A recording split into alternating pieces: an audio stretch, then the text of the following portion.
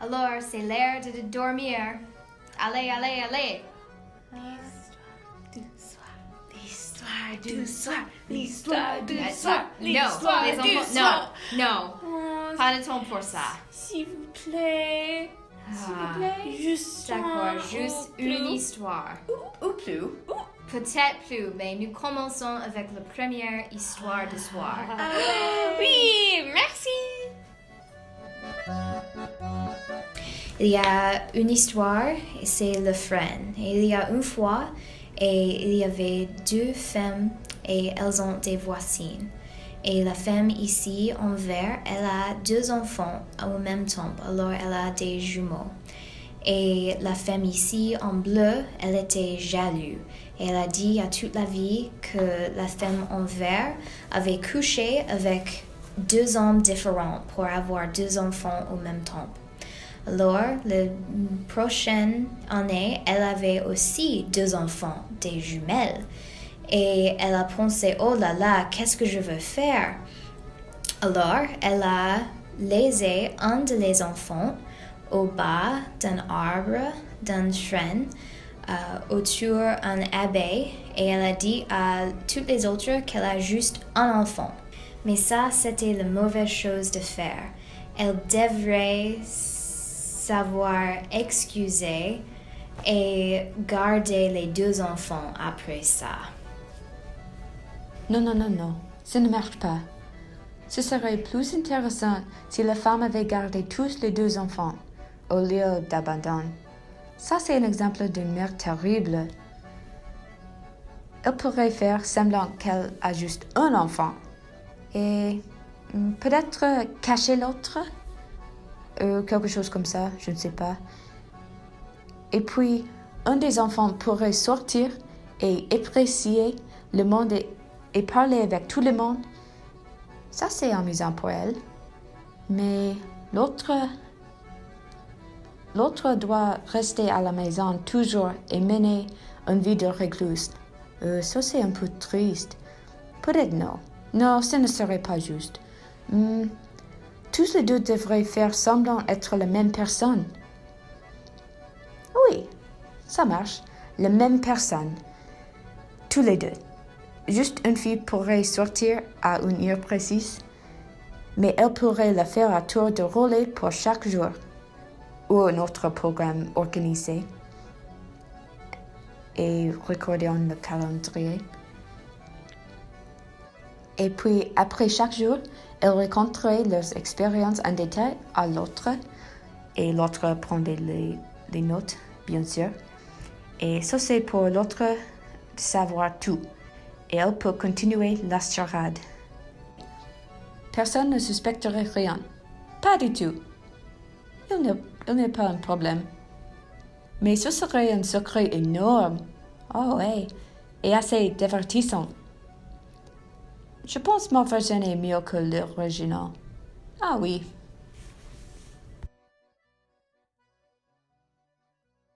J'ai une deuxième histoire pour vous, c'est l'histoire d'Équiton. Il y a une fois et il y a un roi qui a tombé amoureuse avec la femme de son sénéchal très loyal. Et le roi a décidé d'avoir une relation romantique avec elle. Et pour elle, c'est une situation très difficile parce que comment on peut dire non à le roi?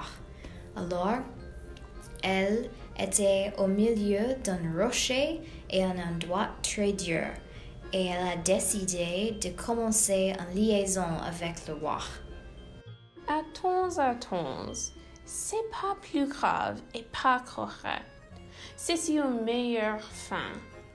La femme refuse les rois des avances parce qu'elle est une femme qui a des morales et croit en eux peu importe quelle oppression elle pourrait rencontrer parce qu'elle s'estime fortement. Le roi est choqué. Donc, il a décapité et parce qu'elle une vraie femme, Elle jure le temps entier. Son mari est évidemment triste et ne peut pas croire que le roi était si petit pour tuer l'amour de sa vie. Donc, le mari conspire de tuer le roi. Ceci est son plan. Le mari a une masque avec le roi, comme s'ils sont amicaux, et tout va bien.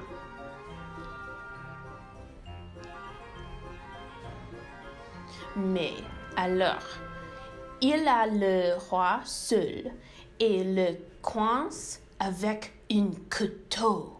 Le mari demande au roi s'il pourrait le tuer et évidemment, le roi dit non. Mais comment la femme était bagarreuse, le mari est aussi tué le roi de toute façon à cause de l'ironie très très douce. Le mari renverse alors le royaume au nom de sa femme et fait une loi respecter toutes les femmes et leur avis. Bon, c'est mieux, oui? Alors, troisième histoire pour vous, c'est de Guigemar. Et dans cette histoire, il y a une femme, la reine de ce pays, et elle était emprisonnée par le roi qui était très vieux et très jaloux. Et il a envoyé sa nièce d'être la compagnonne de la reine. Alors les deux femmes étaient emprisonnées dans cet endroit extrêmement beau, mais c'était une prison même. Alors, oui, il y a les deux femmes emprisonnées dans cet endroit très, très triste, oui, je sais. Alors, dans un autre pays, il y a un chevalier extrêmement courageux et il était condamné par un biche. Et après il était condamné par cette biche, il a trouvé un bateau magique et dans ce cas invisible, il était envoyé à ce pays avec la femme, la reine qui était emprisonnée et aussi la nièce de la roi. Mais c'était la reine et le chevalier qui a tombé amoureuse avec un et l'autre. Il a resté avec la reine et la nièce de le roi pour vivre avec la reine en la prison. La fin. Ok, on s'occupe de la question principale avec cette histoire. La nièce du roi. Vous devrez avoir l'intelligence d'une fosse de pêche pour savoir que la femme et la nièce n'étaient pas des amants de lesbiennes. Ce que le roi a, un cerveau de fosse de pêche. La reine et sa compagnon sont amoureuses, collées dans une tour ensemble, regardant autour de soi de la plage. La femme et son amant sont allés aux côtés pour voler le bateau pour s'enfuir. Le roi savait que la reine plaît aux dames et c'est pourquoi il l'a enfermée. Je parie que il a pensé que sa nièce ne le trahirait jamais, mais c'est son grand erreur. Pas de chance. La mort est la mort. Vous le connaissez? Je supposerais qu'elles ont trouvé l'île de Lesbos. Alors, une autre histoire pour vous, c'est les deux amantes. Il y a un pays où il y a un vieil roi et il a une fille, une princesse. Et à cause d'un manque de féminisme, elle ne peut pas être la reine sans avoir un mari. Oui, je sais, c'est triste et c'est bête, mais c'est vrai. Alors, il y a une compétition pour voir qui peut être le mari de la fille et la compétition était d'avoir les hommes dans le pays porter la femme en haut de la montagne. Mais tous les hommes dans le pays ont essayé et tout a échoué. Alors, la fille avait un amant et pour garantir qu'il peut porter la fille en haut de la montagne, la tante de la fille a fait un breuvage magique. Et si il buvait, c'est garanti qu'il peut porter la fille en haut de la montagne. Mais il était un homme et il a refusé de boire le breuvage magique. Alors, en haut de la montagne, quand il était tout en haut, oui, il était mort. C'est dommage, mais dans sa tristesse, la fille est morte aussi. Oui, c'est très triste, je sais, mais oui, c'est la fin de l'histoire. Quel type d'histoire est ça? Romantique? Non, pas du tout. C'est des bêtises. Non, pas bêtises, juste bof. Parce que si un mec me porterait dans les bras en haut de montagne pour m'épouser ou quelque chose de prouver sa valeur, il doit m'écouter. C'est nécessaire qu'il doit m'écouter. Ou je lui laisserai travailler dur longtemps pendant nous gravissons la montagne avec moi dans les bras jusqu'à nous atteignons le sommet. Quand il fait sa demande en mariage, je le refuserai fortement. Alors, au lieu de cette fille dans l'histoire étant tolérante de ce garçon quand il n'écoute pas des conseils sages de la fille, elle devrait lui gifler pour lui aider de voir la raison et boire le breuvage. Ou elle devrait lui alimenter de force, ou lui donner le breuvage comme un bébé. Non, je sais. Elle devrait se jeter hors des bras de garçon, se porter au sommet de la montagne et faire sa demande en épouser elle-même. Ah ouais, ça c'est plus chouette vraiment qu'une femme comme Roméo et Juliette. Ah ouais. Alors, une histoire finale pour vous, c'est de bisque la vraie. Quoi? Biscuit? Non, quoi? Non, bisque la vraie. Ah, biscuit. Non, Biscuit. pourquoi? Non, tais-toi. Écoutez, il y a un homme et il est un loup-garou. Alors, il prit la forme d'un loup quand il n'a pas de vêtements. Je sais, c'est intéressant, mais...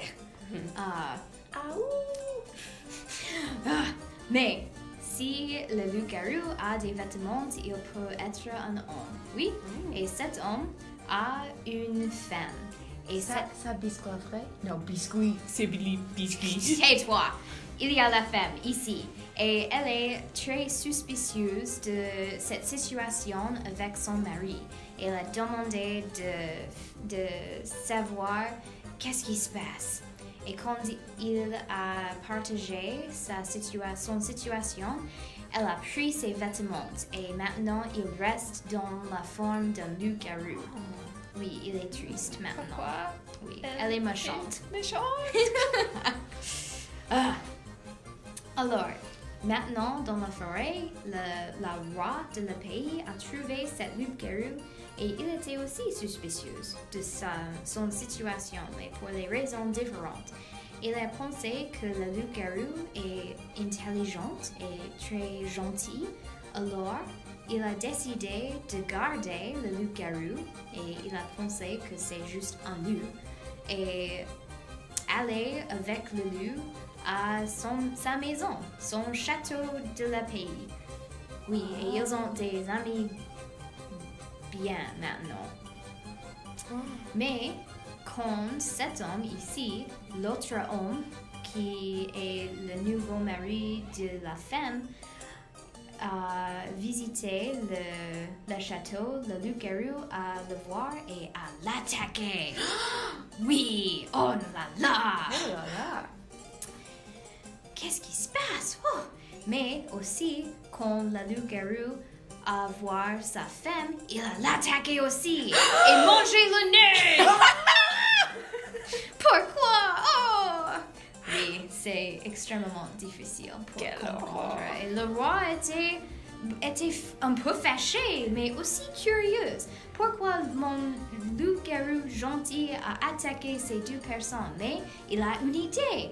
Peut-être c'est à cause de la femme et l'homme et pas le loup-garou. Alors, le roi a donné des nouveaux vêtements à le loup-garou et il a pris la forme de l'homme. Oui, il est un homme maintenant. Et il et le roi sont des amis maintenant. Et la femme et son nouveau mari sont rejetés de le pays. Et tous les enfants de la femme maintenant ne sont pas des nés. Oh! La femme. Wow! Mais j'ai une question. Oui, quoi? Qu'est-ce que la leçon de cette histoire? Le quoi? C'est une bonne histoire pour la morale, non? Oh, la leçon. Oh, voir le temps, c'est l'heure de coucher. Couchez-vous, dormez-vous bien. Bonne nuit. Bonne nuit. Bonne nuit.